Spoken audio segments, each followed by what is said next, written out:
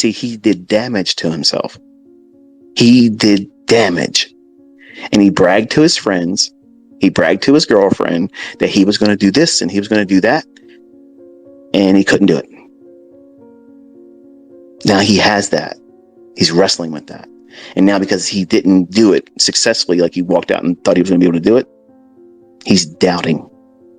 And doubt in a hurt, bruised pride in a man, that's dangerous. It'll make you do stupid shit. It'll make you do dumb stuff. So most of today, it was me just cleaning those wounds, reminding him that that's normal. Dad went through that. I did all that stuff. I did all that stuff and worse. And there was nobody here telling me this is how you fix it. So I was trying to find my way through it all and making it longer than it has to be. And it's painful.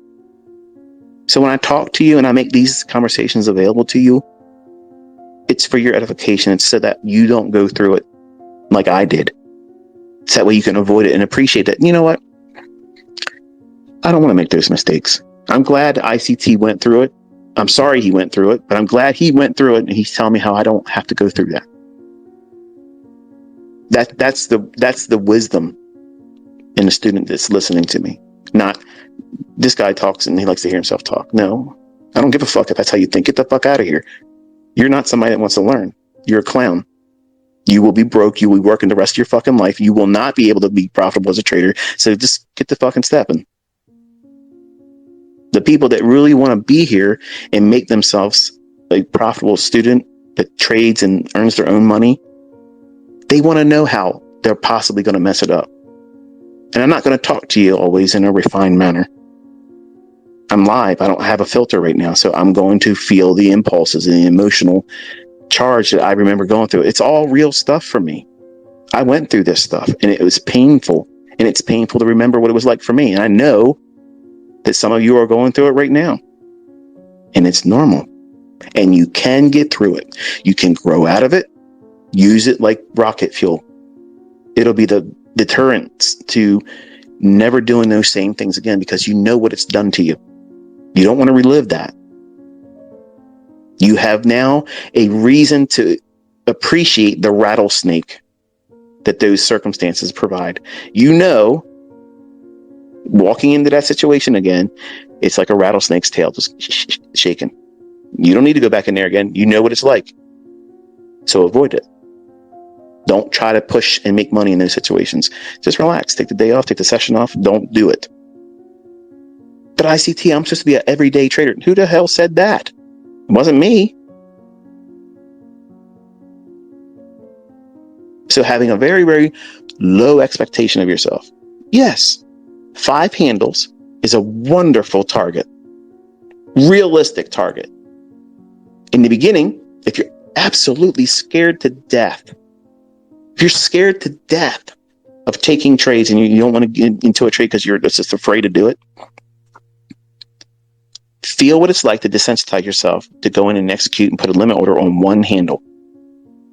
Put a trade on. If it runs up one handle, it will close the trade out, and that's one handle. It's $50. It's not a lot of money. And if you do this over and over and over again with a demo account, you will get over the fear of entering.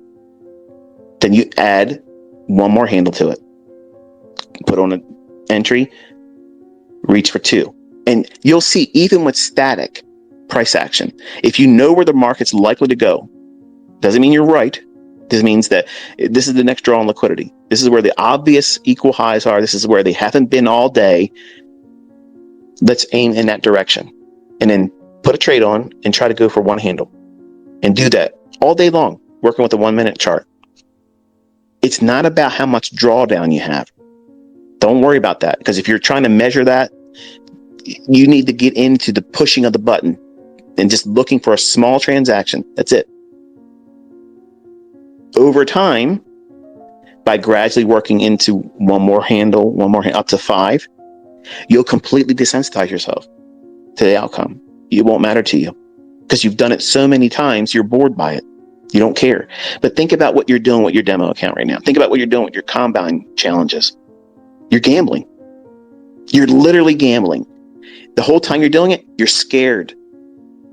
You're anxious. You're hoping and praying you can get that certificate that says you're funded because you can't wait to go on social media and show it. But you're never going to show anything after that. Because chances are you probably will blow it when you get to the funded level. Nobody will see your payouts, certificates or confirmations, but you did something. You showed the world that you got funded. You passed the combine. I don't want any of my students thinking that's a success story. That's not. That's just, okay, you showed up to the dance, now dance. All these certificates, they're wonderful little hurdles for you to get across in the beginning. I'm not trying to minimize that. If you've never done it, wonderful, that's where you're going to go. But you have to have some kind of vision beyond that. What are you going to do once you are funded? Because chances are you're not really responsible. You're not organized. Unless you're thinking like I'm trying to suggest to you in my teachings and lectures and here tonight. You have to have some measure of controlling yourself and thinking about things correctly. Don't just go in and impulsively try to execute. My son, my own DNA, flesh and blood, there was no magic because he came from the fruit of my loins. Okay, there was no mystical, magical powers transferred to him. He did like anybody else would. Do the wrong shit. Well, here's your results. Impulsively tried to do something he wasn't ready to do. And now he has the mental baggage from it that I told him and I tell all of you how you can avoid all that. So now he has to wrestle through all of that pride, that bruised ego, and concerned about what if he doesn't really still learn how to do it. You have no idea the impact that has on a person, especially a male. We are performance oriented, from sexuality to physical appearance to workplace, sports. We are all about measuring. It's all it is. It's measuring. And ladies don't think that way. And that's why they're better traders. So if you cause the damage in your psyche early on, you will carry that the rest of your career. You might become better at coping with it, but it never goes away. It'll always be that little limp, that little crick in your back, that little bum knee sensation you get when it rains. It'll always be there. When you do certain trades, it'll jog your memory of it. And then while you're in a trade, you'll be thinking about, man, that was a dumb trade. Is this going to be like one of those again? Are you focusing on that trade? Or are you worrying about and reliving and having a flashback moment and having a PTSD episode? As soon as you lose sight of your trade, in the beginning, not 30 years later, but in the beginning, as soon as you lose focus and you start having your attention somewhere else, close the trade. You've lost the plot. Oh, this guy just said close. You need to reward yourself for being disciplined. Disciplined is not taught. You can't buy it in a course. You can't read it in a book and acquire it. You can't have a 5-minute trainer or Cliff Notes edition of anything, my stuff or anyone else's, and get discipline. It's forged through pain, struggle, and finding the outcome that is favorable that you couldn't identify or see at the time. And because over time you do these types of things, and you know what it was like to be going through it painfully, doing things that you shouldn't do, taking on more risk, taking on more contracts, because I know what you're thinking. It's the same thing that I've talked about, and my son lived it. They will tell you that you can trade up to 15 contracts if you use a $150,000 account. Sure. Sure, you can do that. And you're thinking, well, it's worth the risk. It's like a lottery scratch off. It only cost whatever it was. I don't even know what they cost to get the combine started. But what happens if it works, man? It's like a big shortcut, because if I can get the funded, something magical is going to happen. I'll learn how to trade then. It sounds funny, and probably some of you are laughing at you. That's exactly what you were thinking too. As long as I got to the funded part, then I'll know what I'm going to do. I'll pick the right trades then. I'm in a hurry. I just want to get through that first stage. And these funded companies are loving that. They're making lots of money with reset fees. You can do this, but you have to change how you think. You have to lower your expectations, and that's not a bad thing. Trade with one contract. Trade with one contract. And I promise you, this is what you're going to have happen. You're going to use one contract. You're still going to trade impulsively. You're still going to get in there because you want to have something good happen. And then you're going to go into drawdown. And that one contract, you'll have 3 handles, becomes 7 handles, drawdown. Stop. You can afford to trade more because the max loss day, whatever it may be, you're not there yet. Still, stop. Can you stop? 99% of you won't. That's a problem. That is a problem. Because if you can't control yourself and say, you know what? I can stop right now and I'll come back tomorrow. Even if this does move where I thought I was going to go today, or if it moves even way beyond that, it doesn't matter because you weren't in that trade, so you can't regret it. You weren't in that trade, so you can't regret it.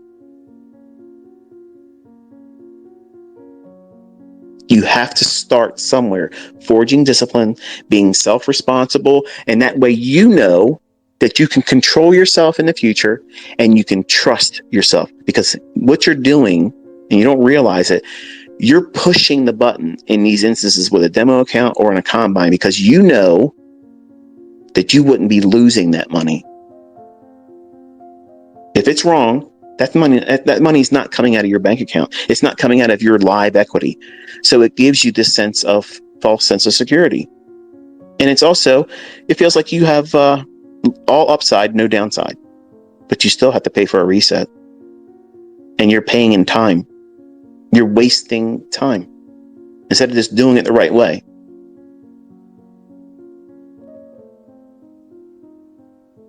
Every one of these combines, every single one of them, all of you could do it in a month.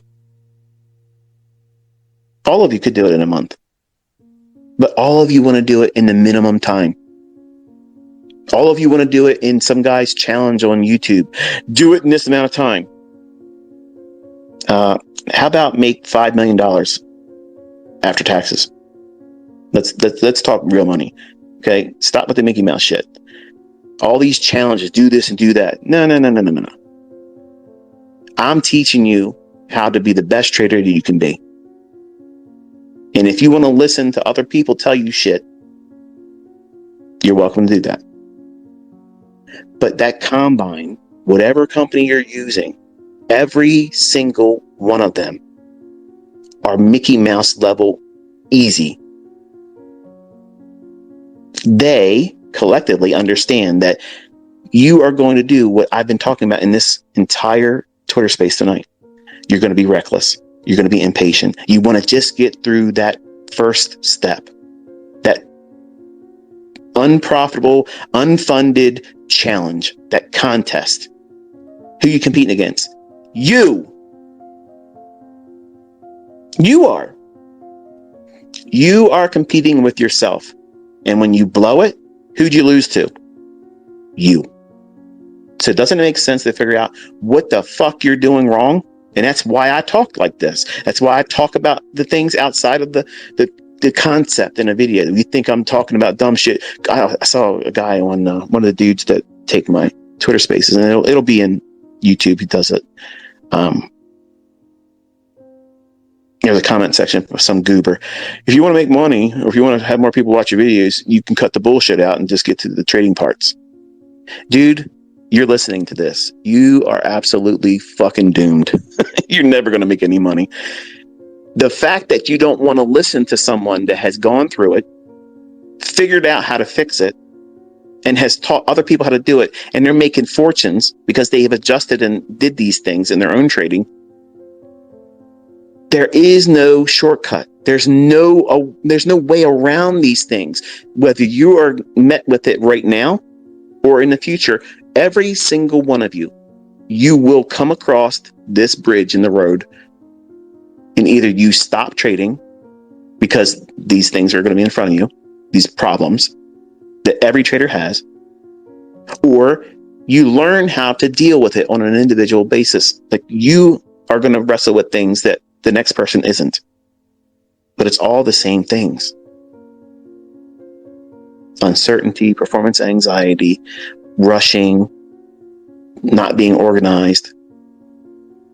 And the top of the list, unrealistic expectations. My son went into it thinking, I'm ICT's son. It's going to be easy like a video game. I could be able to tell my dad, this is what I did. Bada bing, bada boom, it's done. Yeah, bada bing, bada boom, you got your ass done. It's over. Now you got to fix it. But now you have it harder because you have to fix all of that negative thinking. You got to cope with that now, which makes everything exponentially harder, but not impossible, but much, much harder. And when I talk to you this way, and most of this stuff is designed for my kids, I'm telling them how to avoid all these things. And 2 of my boys now have tasted this shit. Cody thought he was going to whip crypto's ass, and it whipped his ass. I told him to stay away from it, didn't listen. Okay.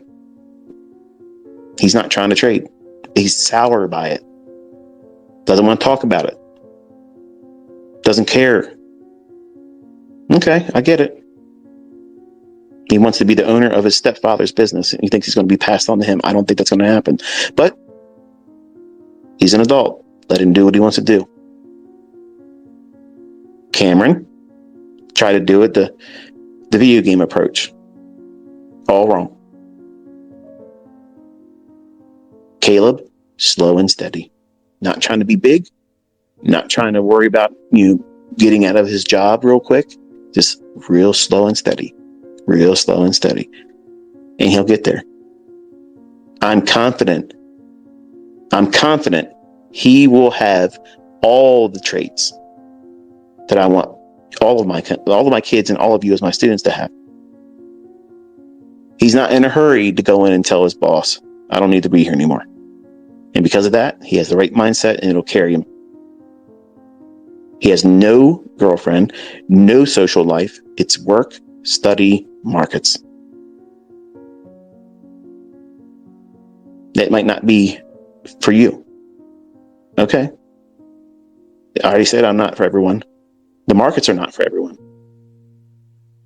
But there is no sugar-coated, cookie-cutter approach that you're going to be able to walk out there, start making money, have no problems, no issues mentally, no baggage, no drawdown that causes you to think recklessly. There's nobody teaching this stuff. They're all trying to entice you to buy courses, buy memberships, buy products, follow me, copy me trading. You have to deal with the realities of you're going to do it wrong. What are you going to do when you do it wrong? How are you going to cope with it? How are you going to get past it? I've been there. I've been there lots of times. And I thought I had it figured out way faster than I really needed to invest more time. But I had to discover this stuff going through it, patching myself up, stopping the bleeding, and working extra jobs when I didn't have a whole lot of free time as it was, just to get a little bit of money to start doing it all over again and making the same mistakes, thinking that I was going to get a different result. And many of you are doing that, even with my concepts. You're trying to force something that's not in the chart. You're trying to see a breaker. You're trying to see a fair value gap, a silver bullet, because you want it to be there. You're impatient. You're not waiting for it to form. You want it to be there. So you're going to look for it. And damn it, you're going to see it.